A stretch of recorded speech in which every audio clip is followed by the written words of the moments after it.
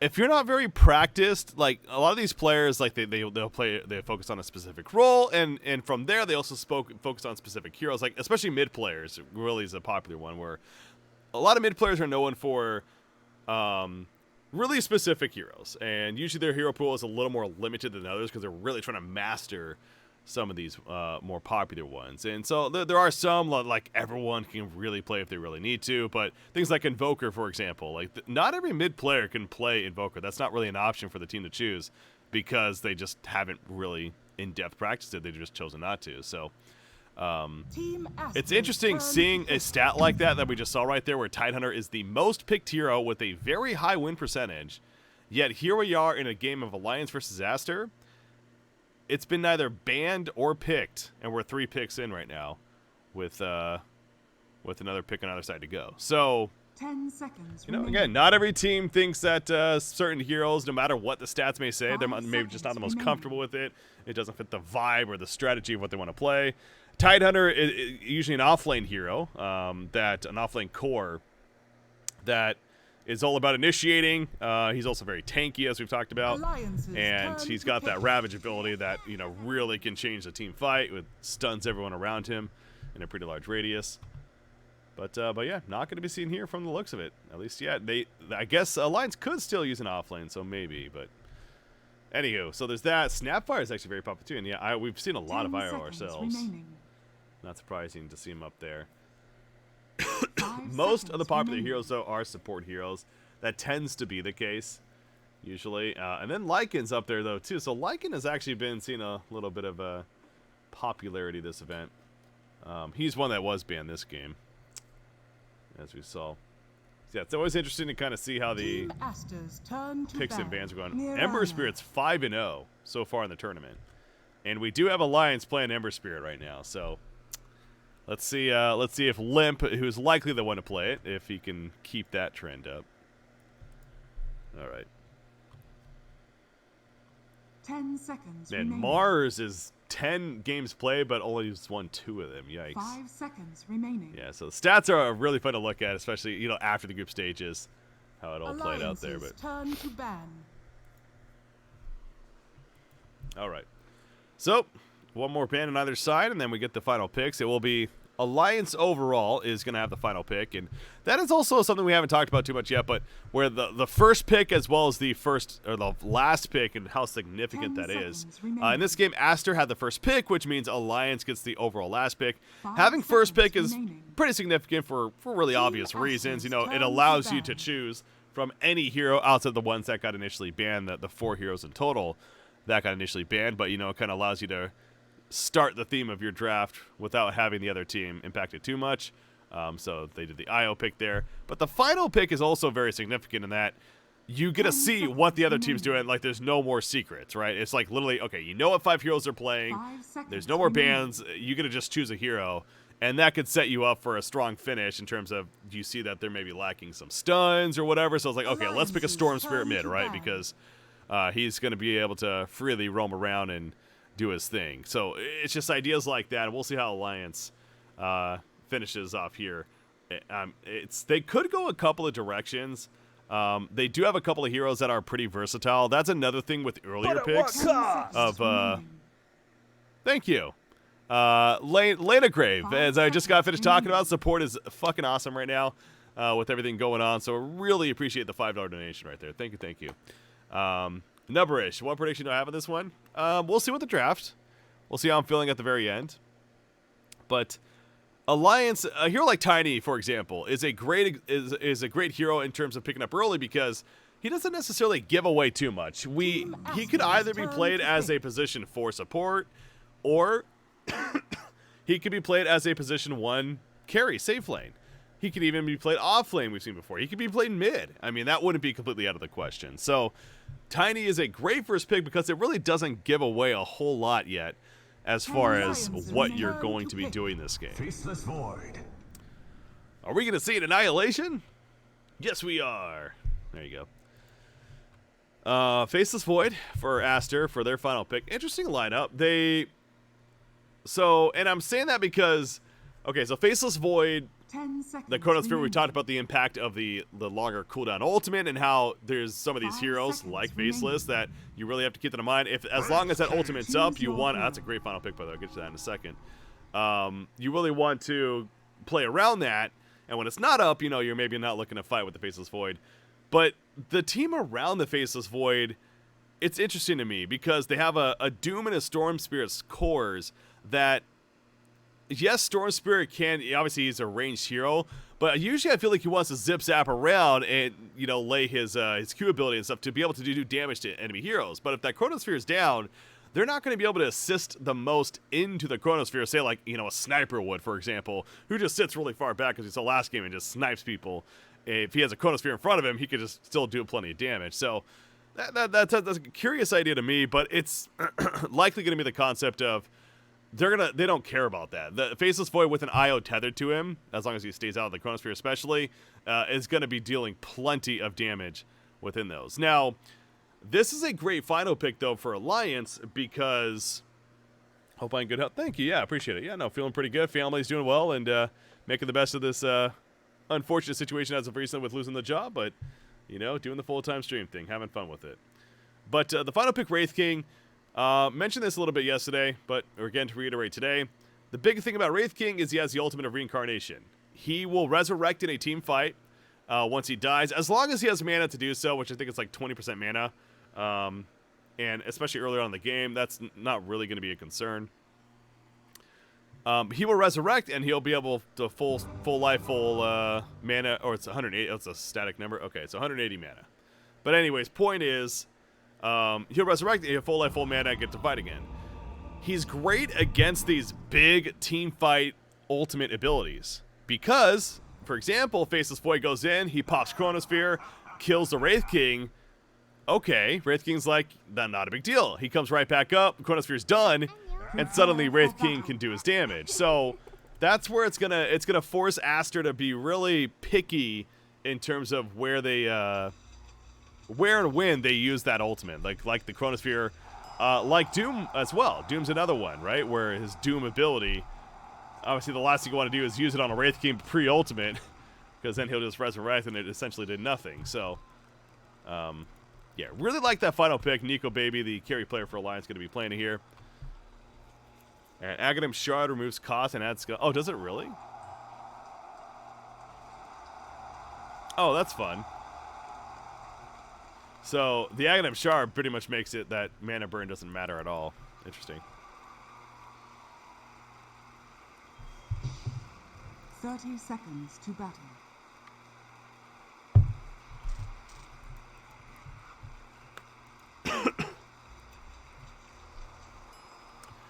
But yeah, so as far as the lineups, I really like that final pick for Alliance.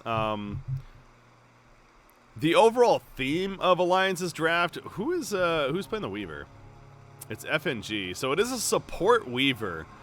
So that's another interesting thing there. The battle begins. Tiny's being played by S4. So a position 5 support Weaver. I feel like that's pretty odd, right? Like, that's not something we see a lot, I want to say. But unless, again, that's something that's kind of been very popular lately. Maybe it has been. But Weaver's one of these heroes, another one that we've seen played in the support role before. Usually see more as a core. But because of his ultimate, and especially if you can get an Aghanim Shard, or Aghanim Scepter, excuse me, then he can be kind of interesting as a support option, where the Aghanim Scepter, it allows, so his ultimate, the time lapse, it basically sends him back in time 5 seconds earlier, and he gets the same life and mana that he had at that time. So if he's almost dead, in a fight, then he pops time lapse, and he goes back to where he was, and ideally he would have full life, full mana, or whatever. It's somewhat common with the... Yeah, so as I'm going over here now, Bruce, yeah. So if he gets an Aghanim Scepter, he can actually do that on a teammate. He can cast it on a teammate, and it'll save them. It sends them back, and again, ideally saves them. So now, Aghanim Scepter, it's not cheap. It's 4,200 gold, unless they've changed the price of that, but I believe that's the case. Yeah, 4,200 gold, especially for a support hero. I mean, that's definitely not cheap. So you don't expect that to be picked up early by any means by this Weaver. But in the mid-game to later game, having that option does feel pretty nice, certainly.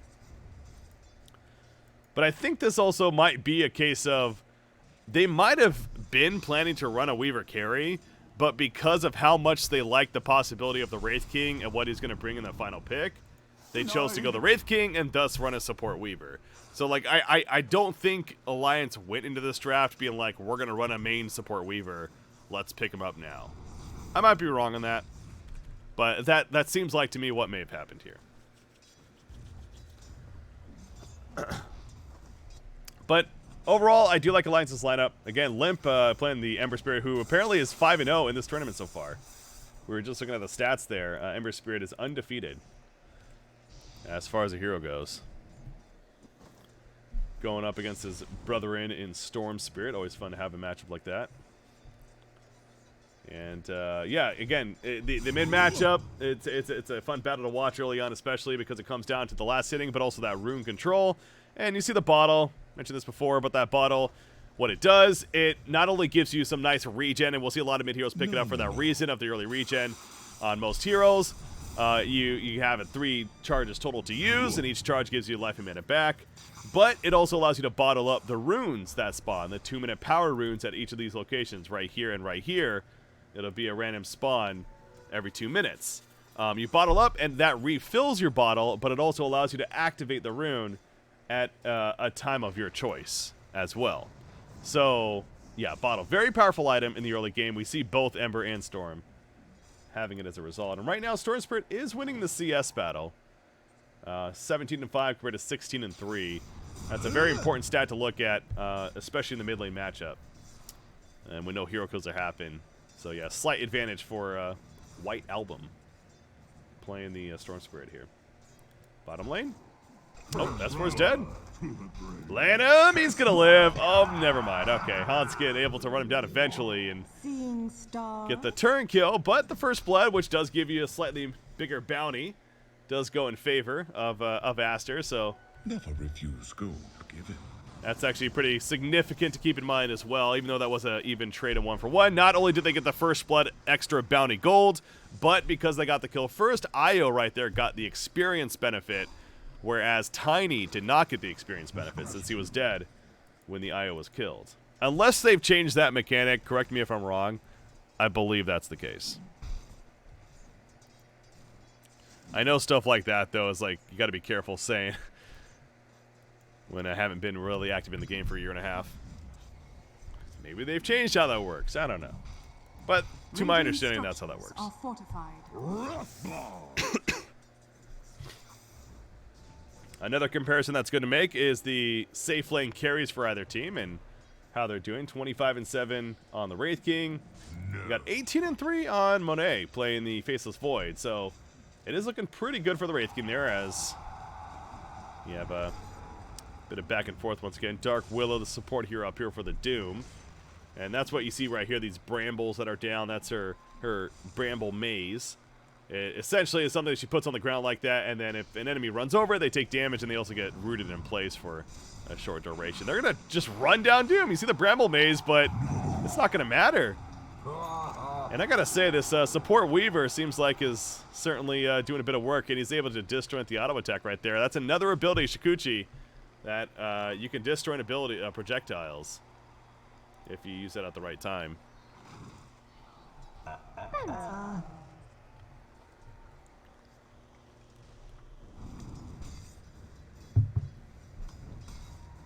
So Doom coming back up. But yeah, this is an interesting game in the sense of I don't think there's that obvious, 4-1 strat versus the heavy aggressive strat. It's both teams honestly have decent team fight. I think the team fight does overall favor maybe Aster a little bit more, specific with the Chronosphere, but to me, this feels like both teams kind of have a mix of a lot of directions they can take this game. They could both try to go for the much more late game play. They could both go for more, we want to fight it early on, look to gank, a 4-1 strategy around their carry. It can certainly see this going a lot of different directions. So this is one of these games where these drafts aren't necessarily giving away very obvious information in terms of what either team's going to be doing. And again, as a viewer and somebody that's, you know, maybe learning Dota a little bit more, completely understand how that may be hard to pick up on. But it's there's factors, and it really comes down to seeing the heroes that are being played and having a decent understanding as far as what they can do throughout the game at different stages, right? Like, for carry heroes, like, there's some carry heroes that we've talked about and seen already, as Monet, by the way, is really getting desperate for that kill, but it's not going to happen. Like a Naga Siren, for example, or even the Terrorblade to an extent, or an Anti-Mage, if you see him. These are heroes that they do not have impact early on in the game, really, at all. They just want to farm. So, when you have a hero like that in the game, you know, you can kind of, a general conclusion you can come to is, well, that team then is going to try to, you know, play for a bit of a later game. They want to protect that carry. They want to allow him to really farm and not expect him to be of much of assistance earlier on in the game. And what I mean by earlier on, the first, like, 15 minutes or so. After that, once these carries get a couple of items especially, then you can maybe have more expectations and starting to do things with them. Both these carries, a Faceless Void and a Wraith King, can certainly, they have abilities, like Chronosphere specifically, and Wraith King just generally, his base abilities, especially Wraithfire Blast, I mean, he can fight. He provides a single target stun. He's not afraid to get involved in action early. So, again, I go back to the point of this game where it's, that's how I'm coming to that reasoning, I guess, is what I'm kind of explaining here. As far as the logic of what we're potentially going to see in terms of the pacing of these teams. We saw right there, by the way, that was Storm Spirit actually getting picked off in the middle due to some great rotation. Both the Weaver and Mirana supports moving towards that mid lane and assisting in a kill. And I guess that's where Alliance does have a little bit more aggression to them, in that both of their supports are somewhat mobile. Shikuchi from Weaver allows him not only precision minions, but it gives him a boost of movement speed as he picks off a courier right there. That's actually huge, because the Morbid Mask is no longer being delivered right now. And they're going to fight this bottom lane too. They take out Io. They are going to lose FNG. Dire's middle tower But that looks like that's all there is to it. As Ember Spirit is just going to port back middle lane. Or never mind, it comes back bottom even. What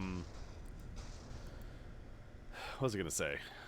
It's going on a point there. Oh yeah, the supports of Dire's side are they're a bit more willing to fight as well earlier on. So both Weaver and Mirana, especially with the arrow and good setup around her, can set up some ganks effectively. Aster, Io, that's where Io's not necessarily looking to do that, right? Io is just here to protect this Faceless Void, essentially. And they have a Dark Willow who could definitely rotate and gank, but it's just her. So, to that logic, I guess we could assume that Alliance, and as we're somewhat seeing here, they're going to be looking to set up ganks earlier on, and, well, we've already had a couple now. I was going to ward up in the mid lane. It looks like there's a smoke play. They're smoking for the 10-minute rune. Yeah, so a good smoke timing here, paying attention to the clock. You'll see a lot of teams, of course, doing that, knowing what's going to happen. There's a Chronosphere, though, so trying to assist with this. You see the damage a little bit lacking right now on Faceless Void, though. Not much farm, and down goes Weaver, though, and they are going to get Hanskin. Yes. So they kill both supports. Ends up being a very good choice from Aster. They had Chronosphere off cooldown, just got level 6. Hey, let's look to use it. And that's just smart play from Team Aster as far as the timing goes.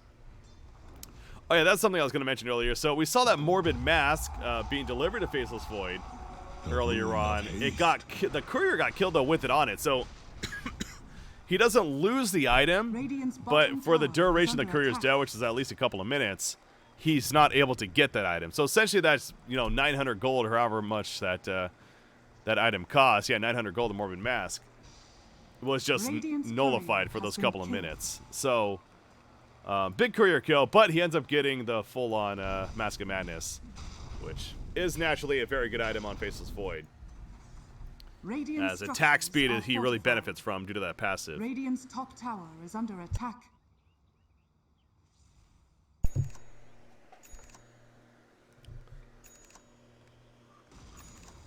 Radiant's top There's tower several has fallen. items that you usually look for in a Dota match that are significant in terms of some timings, the term that we constantly go back to, of what's going to be happening in the game. And one of them is a Blink Dagger. Blink Dagger just delivered to Tiny. He also gets a smoke, so very significant that, or very ideal. In fact, we see right here, smoke is popped, and when you get an item like a Blink Dagger, Radiant's middle tower is under using it attack. as soon as possible without showing that you have it is a very popular strategy. Dire's For bottom obvious tower reasons, is it under can catch them attack. off guard, and we're going to try to see that right here. Ember assist, and down goes Storm Spirit. So, again, perfect execution from Alliance right there. That's just one of those things that in any Dota game, whether it's a pub or a high-level match like this, an item like a Blink Dagger is going to play a big role in terms of that timing and a potential of what it can do and what we expect to see. BKB is another one, Blacking Bar. You'll hear me again reference that quite a bit, as I already Radiant's have, middle tower because is of under that attack. reason. Radiant's structures are fortified. So, Spirit Vessel being worked on by Weaver. Another item worth talking about here. Spirit Vessel, for kills that this Weaver will get, or that he assists with, he's in the vicinity of happening. He'll get these charges on his urn right now, but it turns into a Spirit Vessel. And the urn currently, when he uses it, then he can use those charges to either use it on himself or a enemy. If he uses it on himself or a teammate, it heals them. Use it on an enemy, it does damage. Now with the Spirit Vessel, Dire's bottom it tower actually is under prevents attack. regeneration and healing from happening. So heroes like Doom, who rely usually a bit on healing, it actually is very powerful against. But it's also just, or actually against Io. Now that I'm really thinking about it, against Io is definitely the reason why Weaver wants this, because Io with that tether and healing up his teammate he's tethered too, that's really a big concept of why the hero's so powerful. You get a Spirit Vessel though, it essentially prevents him from doing that effectively when that's applied, and thus Io's a lot less useful when it comes to these fights. So Weaver, okay, well, Weaver's going to be doomed up. In the meantime, XXS is just going to try to run him down. So yeah, this is the thing with Weaver, especially with no boots, which is fairly typical on a hero like Weaver. He can't Shikuchi while he's doomed up due to the silence. Just a free kill for Doom right there. So yeah, he had to be careful the whole time, but ends up getting caught. Radiant's middle tower is under attack. Doom against Weaver is a very good matchup, and that's actually another reason why they maybe went away from the Weaver carry. Because, especially without a Linken's, Doom, if he dooms Weaver, he's a completely useless hero, as we saw there. There's that blink. Again, Monet, he pops a Chronosphere, but is it really going to result in much? I mean, he gets a turn kill, but now he's just dead too? Oh my god, he's going to get away. S4 can't chase him down. Never mind. Here comes Storm Spirit. Ember Spirit. That's going to be a stun from Dark Willow, and down goes the Ember. Nico baby. He got in here late, but he wants to finish off XXS, but some more run. And FNG is going to take the quick stun, but another auto attack should do him in, yes. Able to time lapse back over here, and actually Storm Spirit 2 goes down.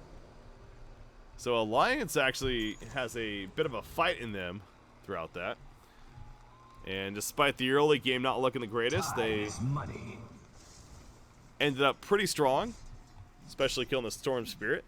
And now Nico baby, he's getting very close to Radiance. He went the Armlet first, which is another item of I want to assist in fighting early on. It's an item that provides great stat. When he activates it, it gives him a ton of health. That he slowly starts to lose life while it's active, but because of his Mortal Strike ability that not only crits, or he has a heal, right? Yeah, life steal. Okay, so it's a Vampire Experience, excuse me, that actually gives him a life steal. That he can have this toggled, and as long as he's hitting things, he'll life steal enough to not really have it affect him. So, great tool. And he is getting close to a Radiant, which not only is extra farm, but it's also a lot of extra damage on right clicks. As Storm Spirit goes down middle lane too. Dire's top tower is under attack.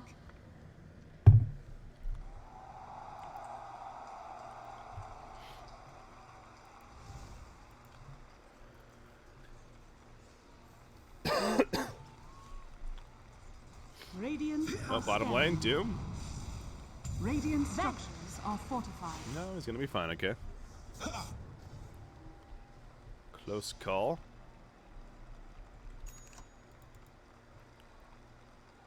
So there's a spirit vessel delivered. Radiant's middle tower is under attack. Radiant's middle tower has fallen. So we see the Echo Saber being worked on by Tiny, an offlane Tiny again, so that's why he prioritized the Blink as well. When we were seeing that position 1 Tinies before, usually they would go the Echo Saber first, if anything, to really enhance their damage.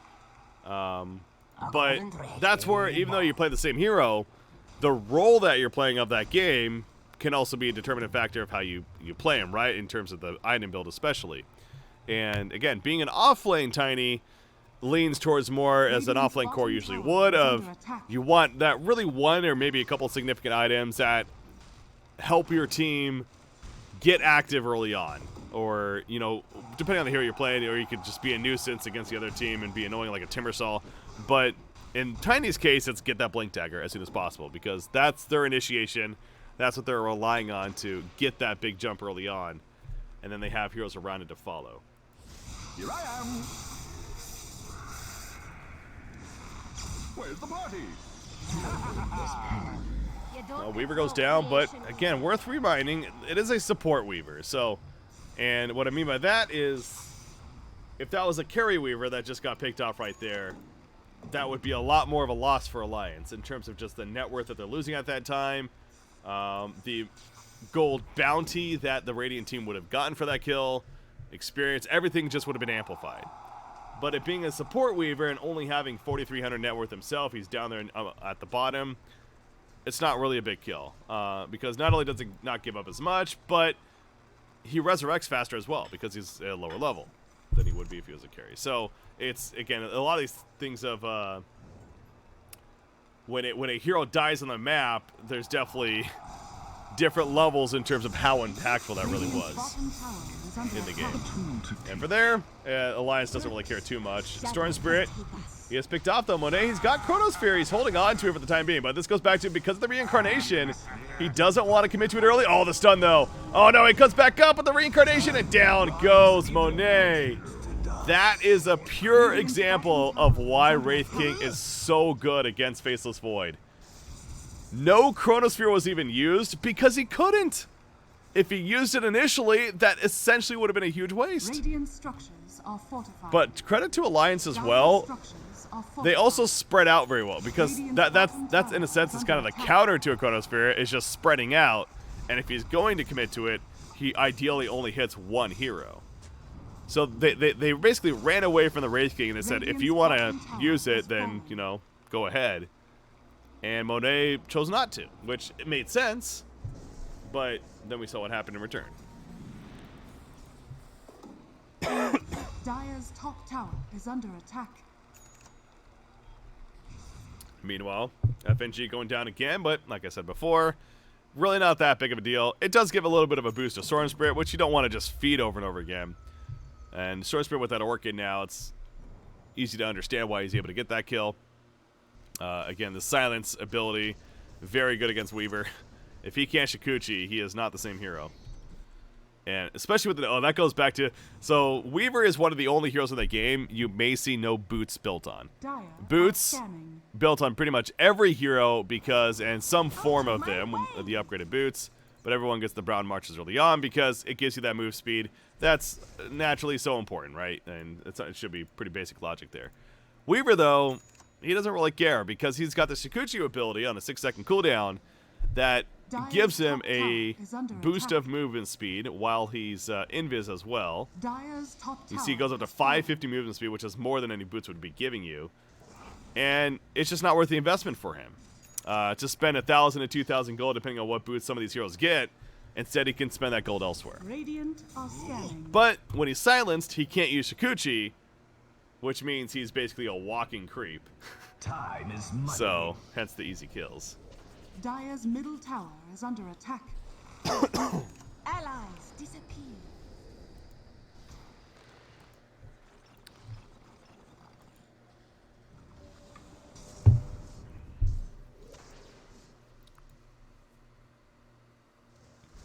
So Weaver is working on that axe. He's got the point booster, which is one of the 4 components you need.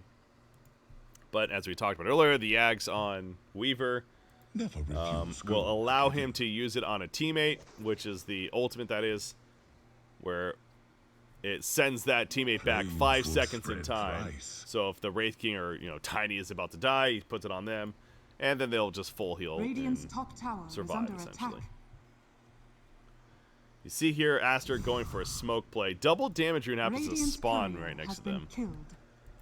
Radiant's top tower And is Monet under will attack. pick it up, so this is a big chance now. BKB also finished on Faceless Void. I talked about those timings.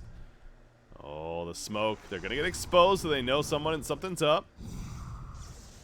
Is he going to blind ulti? Blind ulti? He's not going to do it. Radiant's top tower is under attack. They are going to catch Mirana, though. But, what am I going to say? Dire's structures are Just like fortified. Weaver, Mirana's a support hero. Very low net worth. They just spent that whole time, 5 heroes smoked up, chasing down a Mirana to get that kill.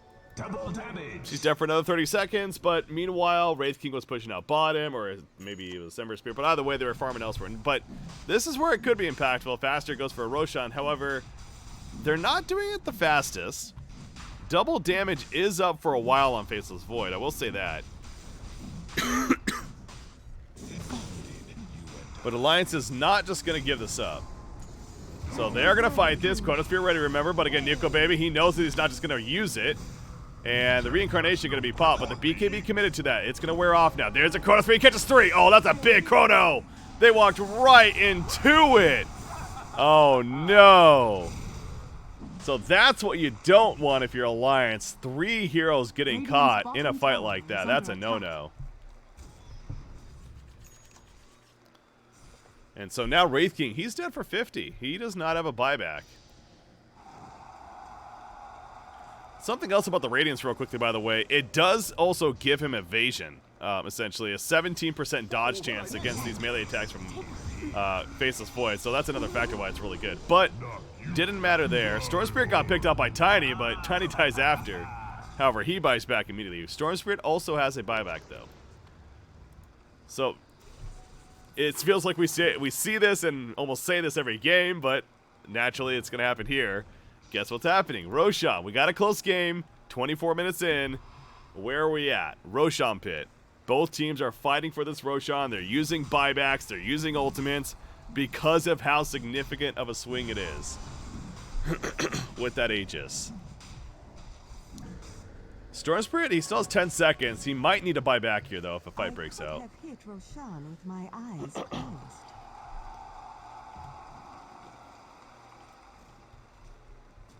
Oh, this is going to be close. Reincarnation is ready again. There we go. Doom. He's going to Doom up Tiny. So Tiny can outcast abilities. Likely going to die in the process. Monet, no Chronosphere. He's just going to go in, though. Gets one. He wants to kill. Roshan. Limp picks it up. Limp gets it on Ember Spirit. And now Aster needs to retreat. Everyone's spam clicking Diablo 2 style. They've been playing some Resurrected, I'm guessing. My searing chain. Make you pay for And Limp, Another. he must have the high level because he picked it up first. They killed Dark Willow, and now Alliance is going to push with this. Or really control the map, if anything.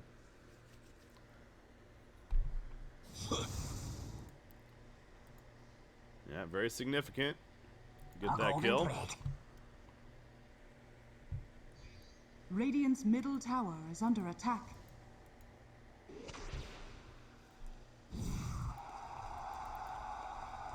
Dire's top tower is under attack. Radiant's middle tower is under attack.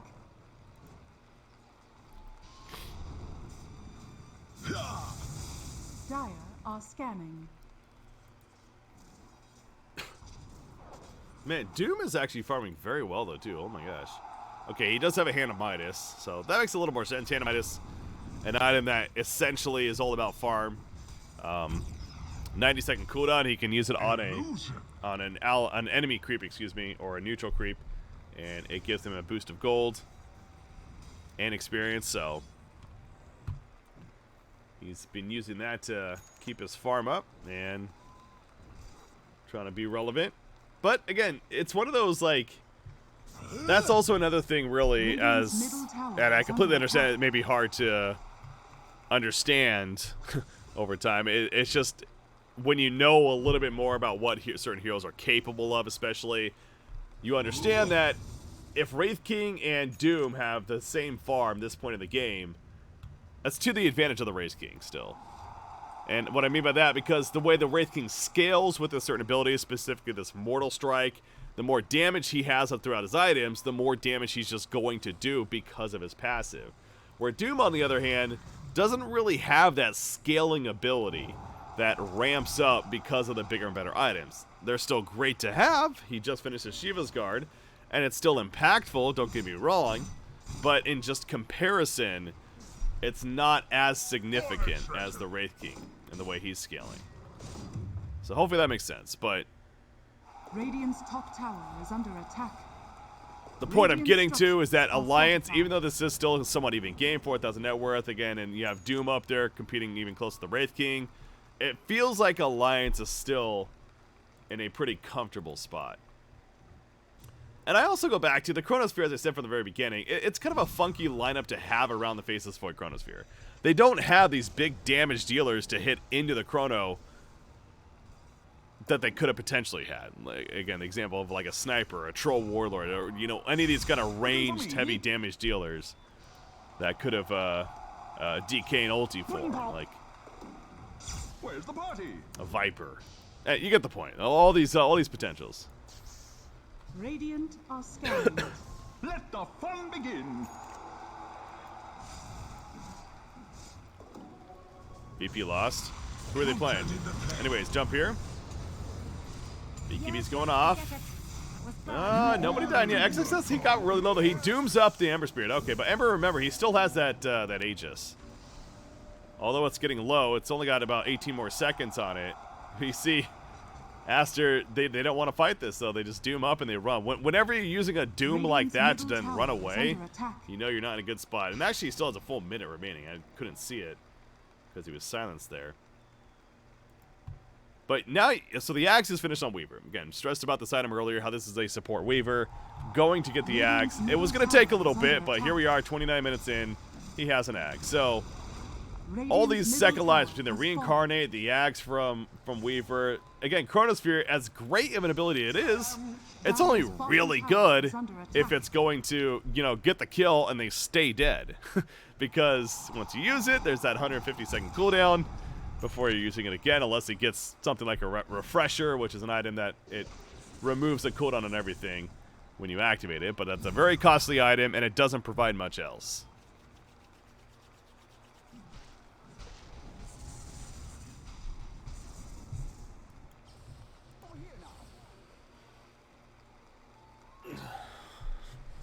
What's up, everyone? Hopefully you're enjoying the stream. If you have any questions, this is ideally supposed to be an interactive stream. Not a whole lot of chat going on right now, which is fine. I'm not trying to tell people they need to start talking, but feel free to if you have any questions about how the game's going. If you have any questions about the game itself, I can do my best to answer.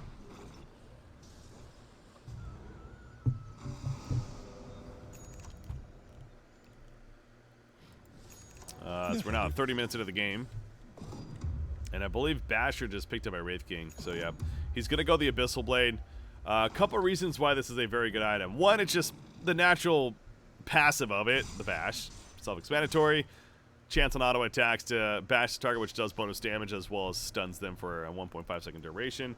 But the eventual Abyssal Blade is really important too, because so we talk about how BKB, Black King Bar, is great at stopping a lot of crowd control because of the magic immunity it provides. It happens to not provide magic immunity against Abyssal Blade, though. Abyssal Blade is considered a physical stun, if I'm not mistaken. But point is, it pierces spell immunity. So, again, there's abilities like that too, but in the case of Abyssal Blade, it's an item that you can purchase as a way to still stun a target that happens to have a Black King Bar. So once he gets that, it's going to be great to have for not only the Faceless Void, but the Storm Spirit, the Doom, just anyone he wants to try to jump off of. As all cores on the Radiant side do have BKBs now. Shadows, take us. The net skill on the right-hand side, is that how much gold everyone has collected in the game? On the right-hand side? Or you mean the left-hand side? Okay, so yeah, the net worth over here, yes. essentially what the net worth stat is, it's the total gold they currently have, as well as the item value of what they've purchased. That's what that all adds up to. By the way, there's a great jump. Storm Spirit's dead with no buyback. This is going to be barracks at least. And what Aster's doing here, it's a case of the information of the game is telling them, we just lost 2 heroes, no buyback. Why even try to defend, right? So instead, Monet's just going to go elsewhere. Just keep farming. Hope that they don't kill too much in their base. And then once the resurrections come up, then you can come back to try to fight. But yeah, so that's what net worth is. It gives you an idea of who's really ahead in the game. And so, again, that goes back to Wraith King is on top right now. Radiant's middle barracks And we're definitely seeing that impact. He's going to have the Abyssal Blade delivered here, by the way. So there you go. So now he has the Abyssal Blade. Here's the resurrections coming up.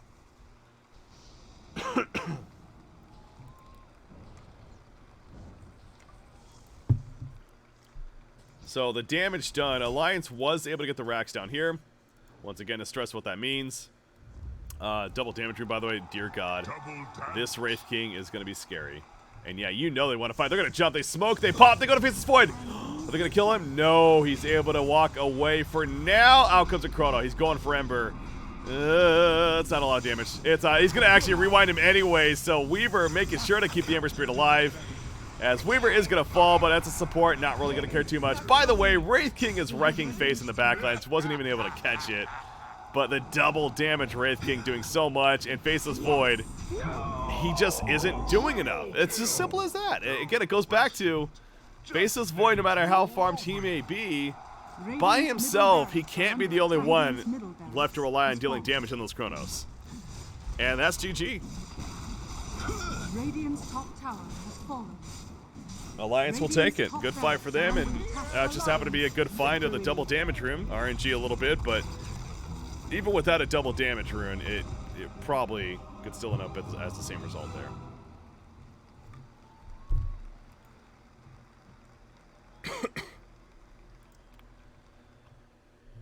Yeah. No, and that's where I go back to, man, except from the very beginning with that draft. That Faceless Void, or excuse me, the Wraith King final pick for Alliance was a fantastic pickup. He is one of the best answers to a Faceless Void because of the big cooldown of the Chronosphere, and we saw multiple times that game where that just screwed Monet in fights because he either wanted to use it but didn't because of that reincarnation still being there, or he used it and then the reincarnation came out and he just owned anyway. So. That was well played. Well played by Alliance. Good draft in the end. And that one felt good for them, I bet. So, yeah, they take out Aster in the first game, at least, of that series. Just purge it off, right? Some more shards picked up there. Didn't even notice that on several of those heroes. I need to get more familiar with the shards.